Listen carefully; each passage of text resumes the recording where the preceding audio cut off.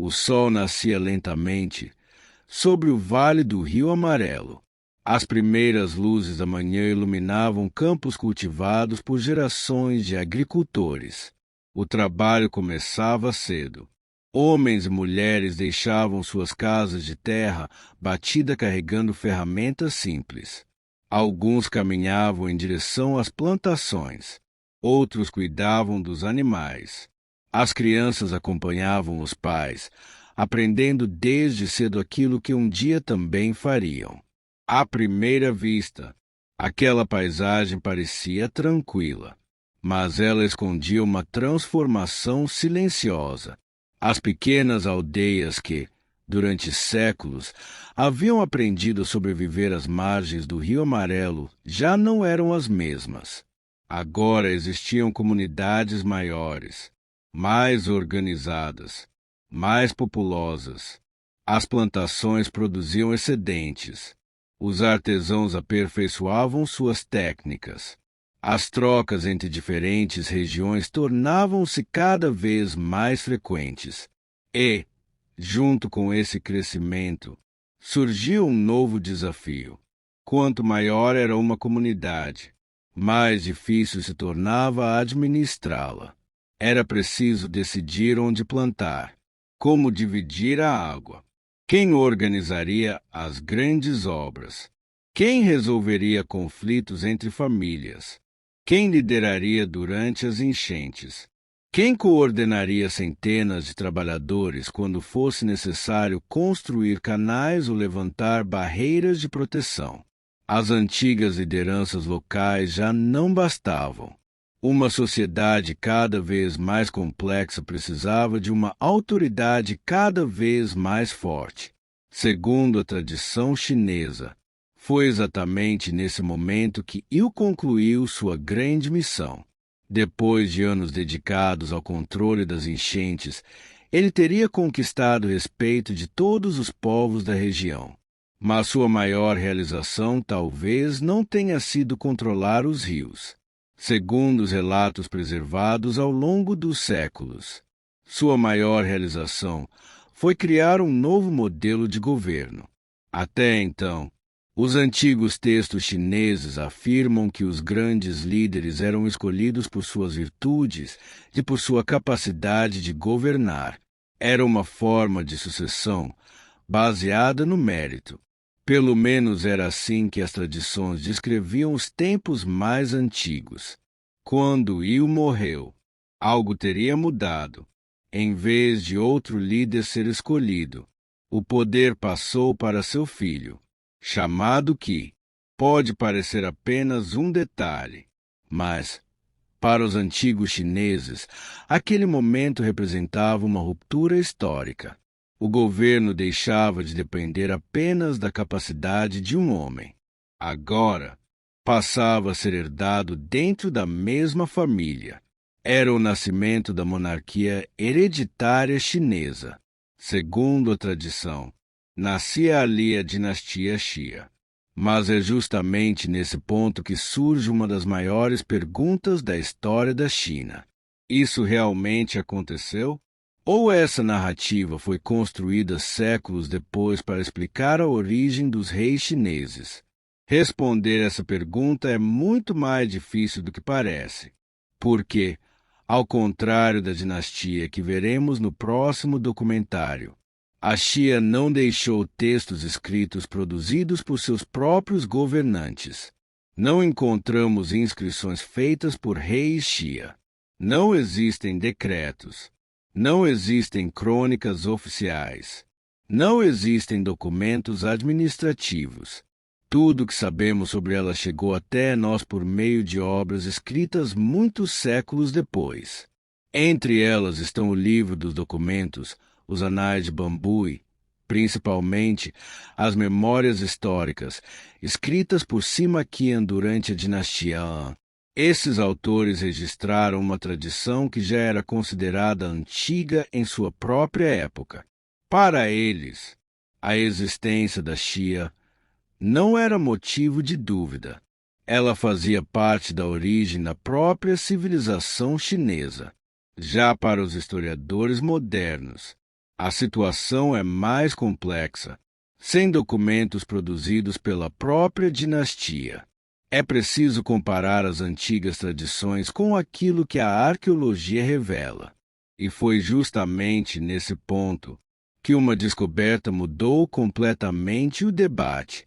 Durante o século XX, escavações realizadas na província de Henan revelaram os vestígios de uma sociedade muito mais desenvolvida do que se imaginava para aquele período.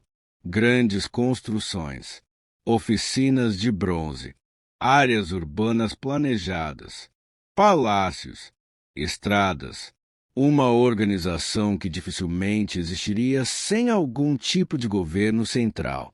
Esse lugar ficou conhecido como Erlitou. Até hoje, nenhuma placa encontrada no sítio arqueológico diz: "Bem-vindo à capital da dinastia Xia". A arqueologia raramente oferece respostas tão simples, mas Erlitou mostrou algo extremamente importante. Na época em que a tradição localiza a Xia, realmente existia, naquela região, uma sociedade complexa, organizada e capaz de realizar grandes obras. Talvez a tradição e a arqueologia estivessem falando do mesmo mundo, mesmo utilizando linguagens diferentes. E essa possibilidade continua fascinando pesquisadores até hoje. Se um viajante pudesse atravessar o tempo e caminhar pelo Vale do Rio Amarelo há quase 4.000 anos, provavelmente não encontraria muralhas gigantescas, nem templos monumentais, muito menos cidades capazes de rivalizar com aquelas que surgiriam séculos depois. A China da dinastia Xia, caso realmente corresponda ao período representado por Erlitou, ainda era uma civilização em formação, mas já carregava características que marcariam sua história pelos milênios seguintes. Ao amanhecer, as aldeias despertavam antes mesmo do nascer completo do sol. A agricultura continuava sendo o coração da vida. Grande parte da população passava os dias trabalhando na terra. O painço ainda era o principal alimento no norte. Seu cultivo havia sustentado gerações inteiras desde muito antes do surgimento dos primeiros reis. Em algumas regiões, outros cereais começavam a ganhar espaço, enquanto mais ao sul, o arroz se consolidava lentamente como base da alimentação. Cada estação do ano determinava o ritmo da comunidade. Havia o tempo de preparar o solo, o tempo de plantar, o tempo de colher e o tempo de armazenar. Errar esse ciclo significava colocar toda a aldeia em risco. Por isso, a observação da natureza tornava-se parte da própria sobrevivência. Os rios, as chuvas, as mudanças do clima, tudo era acompanhado com atenção, porque uma enchente inesperada ou uma seca prolongada podiam destruir meses de trabalho. Mas a agricultura já não era a única atividade importante. À medida que as comunidades cresciam, também crescia a especialização do trabalho. Nem todos precisavam passar o dia inteiro nos campos. Alguns tornavam-se artesãos, outros dedicavam-se à produção de ferramentas. Havia aqueles que trabalhavam a madeira, outros moldavam a argila, e alguns começavam a dominar um material que transformaria profundamente a história da China: o bronze. Na cultura de Erlitou, os arqueólogos encontraram algumas das mais antigas oficinas de fundição já descobertas no território chinês. Produzir bronze não era uma tarefa simples. Era necessário conhecer diferentes minerais, controlar temperaturas extremamente altas, construir fornos, preparar moldes, misturar cobre com estanho nas proporções corretas. Era um conhecimento técnico impressionante para a época. E, justamente por ser tão complexo, não estava ao alcance de qualquer pessoa. Tudo indica que a produção de bronze era controlada pelas elites. Esses objetos não serviam apenas como ferramentas. Muitos possuíam enorme valor simbólico. Alguns eram utilizados em cerimônias. Outros demonstravam poder. Possuir bronze era muito mais do que possuir um objeto.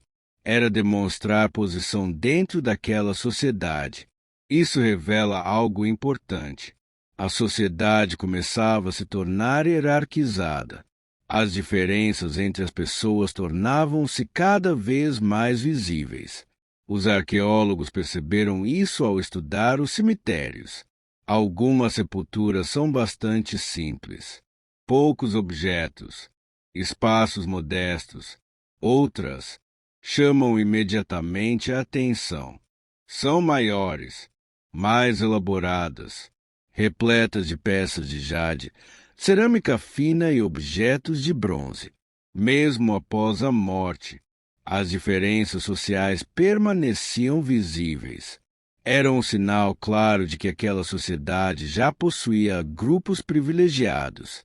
Enquanto isso, no centro dos assentamentos, grandes construções começavam a surgir.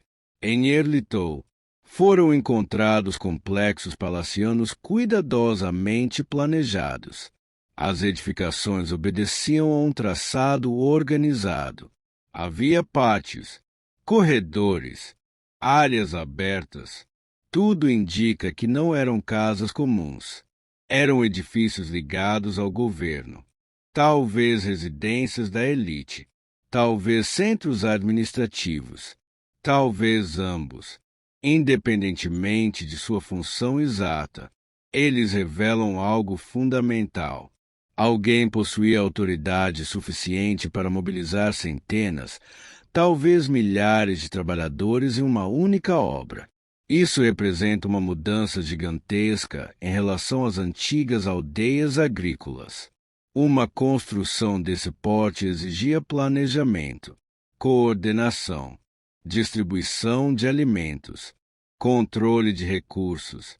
Tudo isso aponta para um governo muito mais organizado do que existia apenas alguns séculos antes. Pouco a pouco, as pequenas comunidades independentes estavam dando lugar ao que hoje chamaríamos de um Estado. Ainda era um Estado muito diferente dos impérios posteriores, mas já possuía elementos essenciais. Uma elite governante, centros administrativos, especialização do trabalho, grandes obras públicas e uma autoridade capaz de organizar toda essa estrutura. Mesmo assim, a vida da maior parte da população continuava bastante simples. As casas eram construídas principalmente com madeira, barro e terra compactada. Os utensílios do dia a dia eram feitos de cerâmica. As roupas provavelmente eram produzidas com fibras vegetais e tecidos rudimentares. A alimentação dependia daquilo que cada estação oferecia.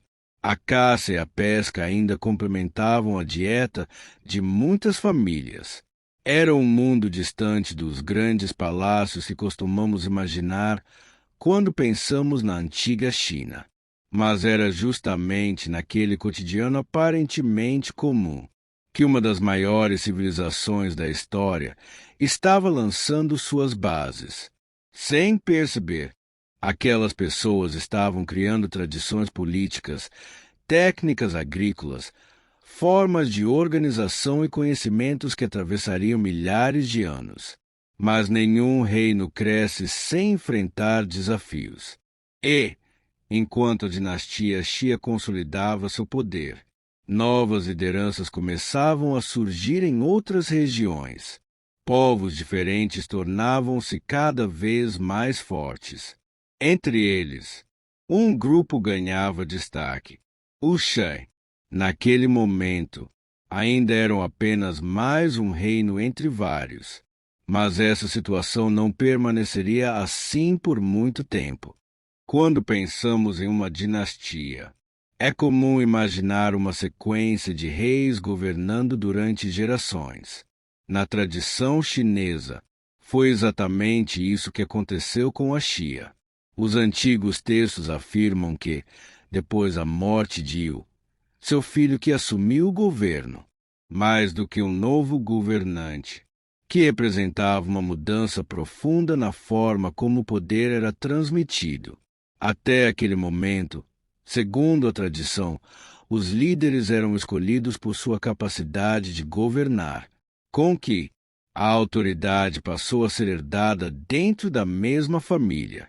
Era uma ideia simples, mas que mudaria a história da China pelos 3.000 anos seguintes, porque dali em diante, quase todas as grandes dinastias chinesas seriam construídas sobre esse mesmo princípio. O poder passava de pai para filho, ou, em momentos de crise, para outro membro da família real. Segundo os antigos cronistas, que consolidou aquilo que seu pai havia iniciado.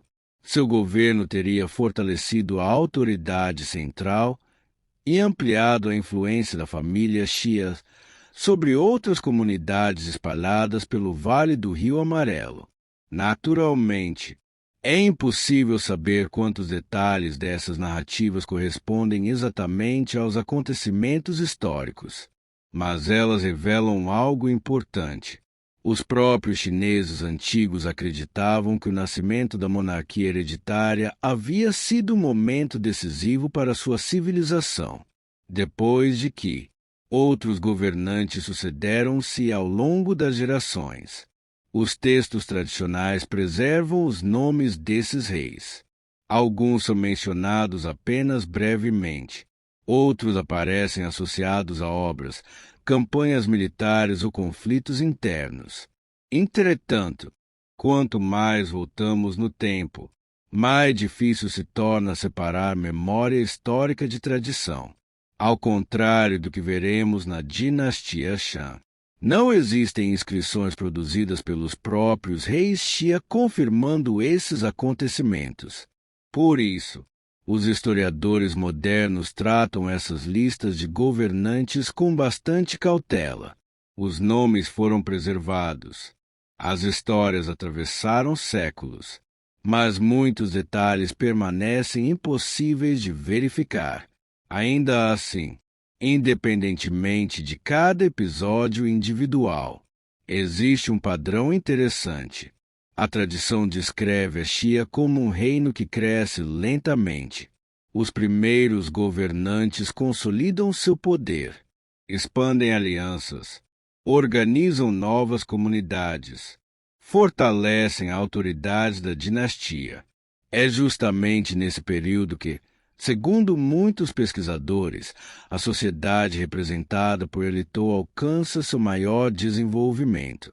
Os palácios tornam-se maiores, a produção de bronze aumenta, as redes de trocas se expandem, as diferenças sociais tornam-se ainda mais evidentes.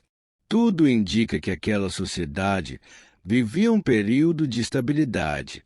Mas a história mostra que nenhum poder permanece inabalável para sempre.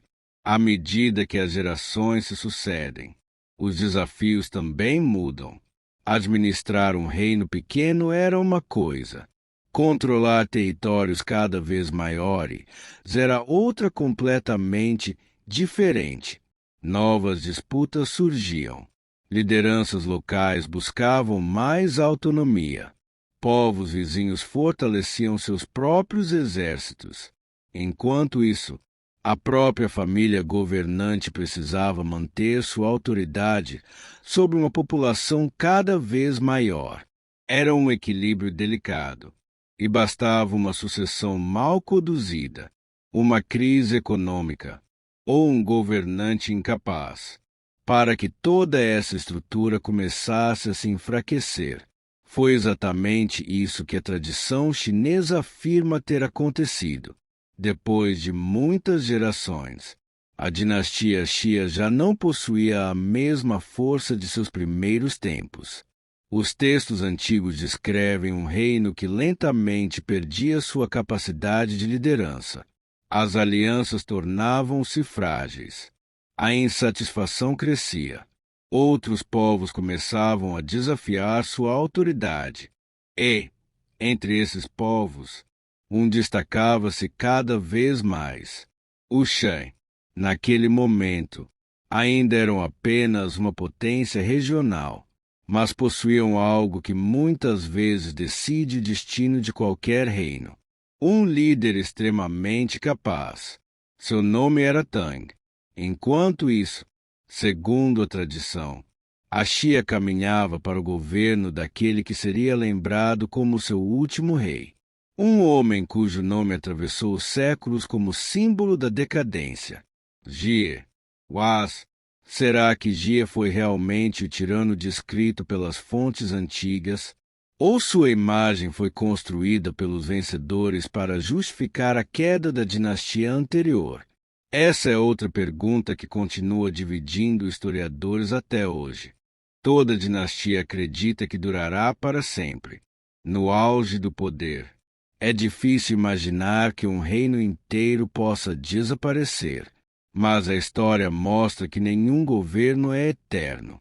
Segundo a tradição chinesa, depois de muitas gerações governando o Vale do Rio Amarelo, a dinastia Xia começou a perder aquilo que havia garantido sua força desde o início: a confiança de seu próprio povo. Os antigos cronistas atribuem essa mudança ao último governante da dinastia. Seu nome era Ji. Durante mais de 2000 anos, os livros chineses o retrataram como um exemplo de tudo aquilo que um rei jamais deveria ser. Dizem que era arrogante, cruel, impulsivo, que impunha pesados trabalhos à população, que ignorava os conselhos de seus ministros e que vivia cercado por luxos enquanto seu reino enfrentava dificuldades. As histórias preservadas pela tradição chegam a descrever enormes festas realizadas no palácio, banquetes extravagantes, construções grandiosas e demonstrações constantes de poder. Em algumas narrativas, Jie aparece completamente dominado por seus próprios desejos, como se tivesse deixado de governar para dedicar-se apenas aos prazeres da corte. Esses relatos atravessaram séculos, foram repetidos por diferentes autores e transformaram Jie no grande símbolo da decadência. Mas existe um detalhe que todo historiador precisa considerar. Quem escreveu essas histórias? Nenhum cronista da dinastia Xia chegou até nós. Os relatos sobre Jie foram registrados durante dinastias posteriores, principalmente pelo Shan e pelo Zhou. Ou seja, foram os vencedores que preservaram a memória do último rei derrotado. Isso significa que Jie foi inocente? Não. Mas também significa que devemos analisar essas descrições com cuidado. Ao longo da história, isso aconteceu inúmeras vezes. Quando um novo governo assume poder, é comum que apresente o governante anterior como corrupto, cruel ou incapaz. Essa narrativa ajuda a justificar a mudança de regime. No caso da China, essa ideia se tornaria ainda mais importante durante a dinastia Zhou. Foi justamente ela que desenvolveria um dos conceitos políticos mais influentes da história chinesa, o mandato do céu. Segundo essa visão, um governante só permanece no poder enquanto governa com justiça. Quando se torna tirano, perde o favor do céu, e outro líder recebe o direito de substituí-lo. Embora esse conceito tenha sido formalizado apenas pelo Zhou, muitos estudiosos acreditam que ele influenciou a forma como os cronistas descreveram a queda da Xia. Em outras palavras, talvez Jie realmente tenha sido um governante fraco. Talvez tenha cometido graves erros. Mas também é possível que sua imagem tenha sido ampliada para explicar por que uma dinastia inteira caiu. Infelizmente, sem documentos produzidos durante seu próprio reinado. Nunca saberemos exatamente onde termina a realidade e onde começa a construção política feita pelos vencedores. Enquanto isso, longe da capital da Xia, outro líder observava atentamente aquele cenário. Seu nome era Tang, governante do Shan. Ao contrário de Jie, os textos antigos o descrevem como homem prudente, respeitado, capaz de conquistar aliados. Enquanto a autoridade da Xia diminuía, a influência do Shan crescia. Mais comunidades passavam a apoiá-los. Mais líderes aproximavam-se de Tang. Pouco a pouco, o equilíbrio de poder mudava. O reino que durante séculos havia comandado o Vale do Rio Amarelo começava a perder espaço para um novo adversário. Segundo a tradição, o confronto tornou-se inevitável. Os exércitos marcharam. As alianças foram colocadas à prova. E, em um momento decisivo, a dinastia Xia chegou ao fim. Depois de séculos governando, o primeiro reino da tradição chinesa desaparecia. Em seu lugar, nascia uma nova dinastia, a Shan. Diferentemente da Xia, os Shan deixariam algo que mudaria completamente a forma como estudamos a história da China. Pela primeira vez, os próprios governantes começariam a registrar acontecimentos de seu tempo, e graças a esses registros, a fronteira entre tradição e história começaria a ficar muito mais clara. Quando a poeira das batalhas finalmente baixou, o mundo havia mudado. A família que, segundo a tradição, governara durante séculos desaparecia da história. Em seu lugar, uma nova dinastia assumia o controle do Vale do Rio Amarelo. Para os antigos chineses, a queda da Xia nunca foi apenas uma troca de governantes. Ela representava uma lição. Durante milhares de anos, filósofos, estudiosos, imperadores voltariam seus olhos para essa história. Alguns enxergavam nela a prova de que nenhum rei permanece no poder para sempre. Outros acreditavam que ela mostrava como a virtude de um governante era mais importante do que sua força militar. E havia aqueles que viam na queda da Xia o primeiro exemplo de uma ideia que marcaria toda a política chinesa. A de que o governante existe para servir ao povo, e não o contrário. Independentemente de quanto exista de tradição ou de realidade nesses relatos, uma coisa é certa: a dinastia Xia ocupa um lugar único na memória da China. Ela representa o ponto onde a narrativa chinesa deixa o mundo dos chefes tribais e começa a falar de reis, dinastias e estados organizados.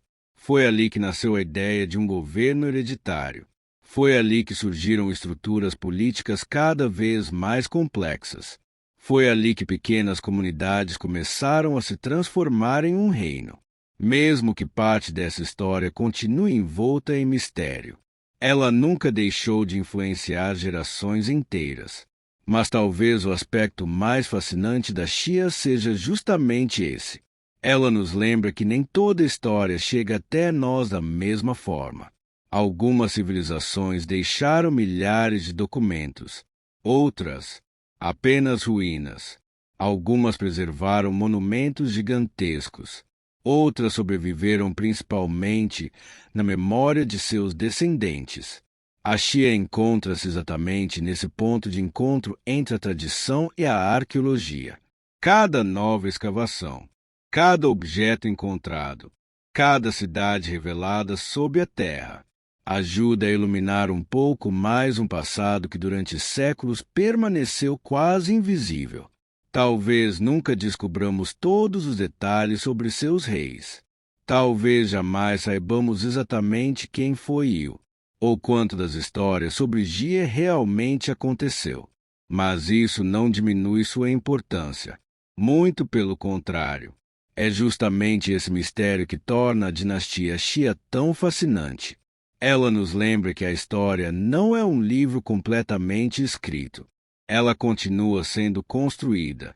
A cada descoberta arqueológica, a cada novo estudo, a cada geração de pesquisadores.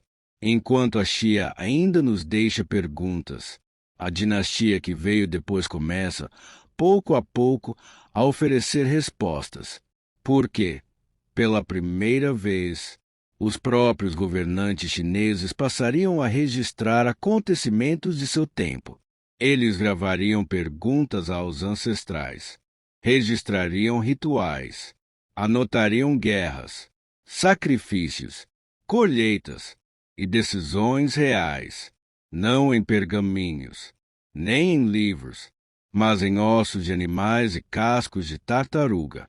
Graças a esses registros, a voz da antiga China finalmente atravessaria os milênios e, pela primeira vez, não ouviríamos apenas aquilo que gerações posteriores disseram sobre o passado.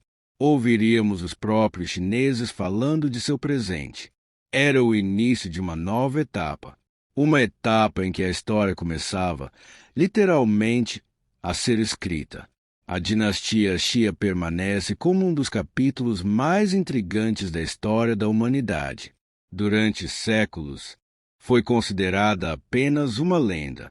Hoje, a arqueologia mostra que, exatamente no período em que os antigos textos situam sua existência, floresceu uma sociedade complexa, organizada e surpreendentemente avançada para sua época.